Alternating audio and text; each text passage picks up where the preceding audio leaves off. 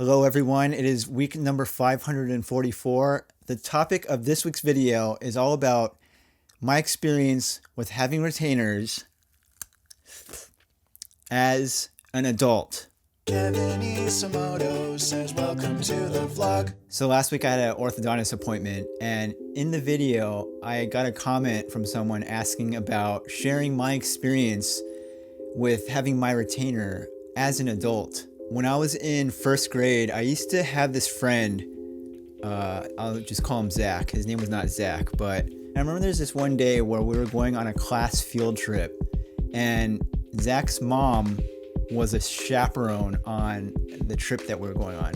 You know, this is so long ago, but we were having a conversation in the bus, and she was a really, really nice lady, but I remember finding it like unusual because Zach's mom wore braces. You know, you're so young and you don't really think about why you're thinking these thoughts towards people, but I remember just thinking like, like that's kind of, it's very strange for me to see an adult who has braces. We associate braces with youth culture, teenage life, and so when you bust out your retainer as a full-grown adult, I understand that socially it's just not usual. You know what I'm saying? Like, this is not a typical thing that adults wear. So in this video, I want to talk about my experience with having retainers as an adult. To find my orthodontist, I got a recommendation from my dentist. So I literally just asked him like, hey, do you know anyone who I should go to? And he recommended me to the guy I'm currently seeing right now. So I went to the initial meeting with the orthodontist, and I believe there were 4 different options I was given. First was just straight up reconstructive jaw surgery, the most massively expensive option, and they didn't recommend it because they were saying that it completely changes the structure of your facial experience afterwards, and some people don't like that. Option 2 was traditional braces. 3 was like an Invisalign type of thing. 4 was what I went with, the active retainers. A traditional retainer, usually you wear it just to hold things in place. It doesn't actively move things around. Whereas with this, they have these springs and stuff up here in the top, and then this part right here is adjustable. Over time, you can keep going in for appointments and they can adjust this thing as your mouth changes shape. It's super convenient because it's removable, but one downside is that it's more susceptible to getting damaged or getting lost. So I always just carry the case around. I pretty much wear it all day long. I take it out when I do filming because it's just easier to talk and enunciate to the camera. I can totally understand and empathize with the feeling of like the self-consciousness, as I alluded to at the start of this, of being an adult and wearing this stuff. From my experience, it's literally not been a problem at all. I just go in once every few months to get it adjusted. They start off once a month or so, and then they slowly start spreading out over time. So now I'm at about once every 6 months. I feel like retainers are the way to go over braces, simply because you can take this out and clean it very easily whenever you want. They recommend like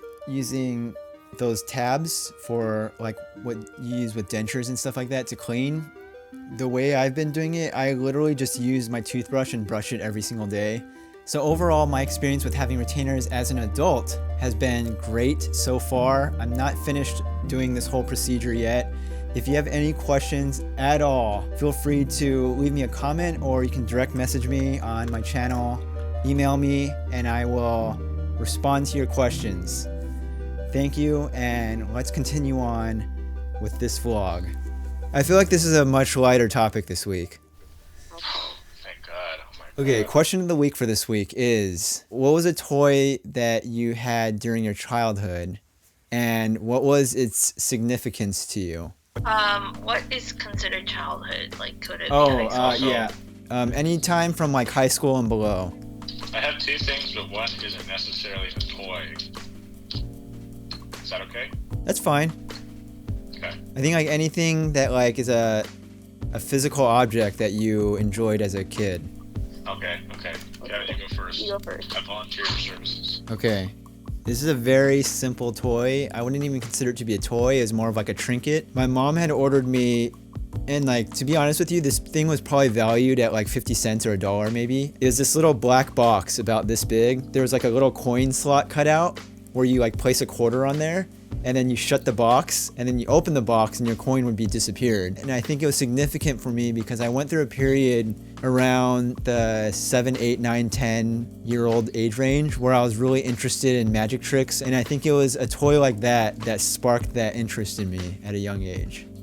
When I was younger, I had this, it was like a stuffed dog, but then if you hit it or something, or press the belly or something like that, it'll bark. But then we would put it in front of the door, the house door, and for whatever reason, if someone came to the front of the house, the dog would bark. It's kind of weird. That was a Ring doorbell before they were invented. Yeah. It was weird because the toy was inside the house.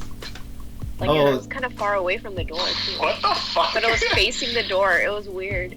Wait, and you told me you've never had any paranormal experiences in your life, yet you share that story. Do you remember around how old you were when you had that? 2nd, 3rd grade? No, let's see. Oh my god, how do you guys remember this stuff? Oh, I used to also have Polly Pockets. Do you know what those are?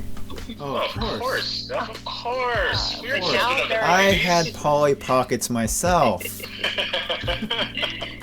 Now they're a trophy Wow. hazard, but I still have them. There's something about childhood and our interests and it being very telling about the people we become as adults. Okay, And I let me think change that- my answer. You change your answer? Yeah, Okay. sorry. Or it's an additional one. Okay. Yeah. Number 3. Let's hear it. You know, in Home Alone 2, Kevin had that tape recorder, that talkie. Oh, the Talk Boy or whatever? Yeah. I had one of those, but it was like the Talk Girl. And then I would record like talk shows. And then I would have special guests, but it was all me. It was a one-man show. Steph, you Hell yeah, please Steph. find those tapes. Please find the tapes. They're Oh my lost. god, the first 2 that came to mind were, I had a stuffed beast from Beauty and the Beast. And that was I was so young, but my mom always talked about how I would literally carry it with me everywhere. That's cute. Like, I would always have it with me. And then I think when I was younger than that, I had to have been maybe like 4 or 5 or something. But when I was younger than that, I had a pillow. It was like a really small pillow. It was like maybe like yay big pillowcase. Had a bunch of little sheep on it, and I called it my sheep pillow. And that I also carried around with me everywhere for a very long time. When I was like younger, I used to have Mary Kate and Ashley dolls, and my cousin and I would like play with them. Like, she had hers and then I had mine, and like we were just really into like Mary Kate and Ashley stuff. Whenever a new Mary Kate and Ashley doll would come out, like one of us would buy that one, and then like when we would hang out, we would like play with the dolls at the, you know. Do you feel that a lot of that value to you comes from the fact that you kind of tie that in with family memories and like hanging out with your cousin and stuff like that? I mean, yeah, definitely. It was like one thing we like really bonded over. It's just like one of the things.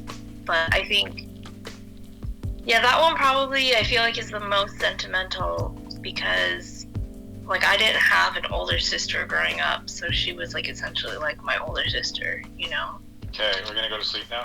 Yeah. It's been fun. Very fun. Be good. Kevin's been trying to leave for a while now. Yeah, I got a lot of work to do. Oh, really? Yeah. Alright. All right, good night, friends. Wherever you are out in the world right now, I hope that you're doing well with whatever is going on in your life. Have a good week number 545 coming up, and I will see you in the next video.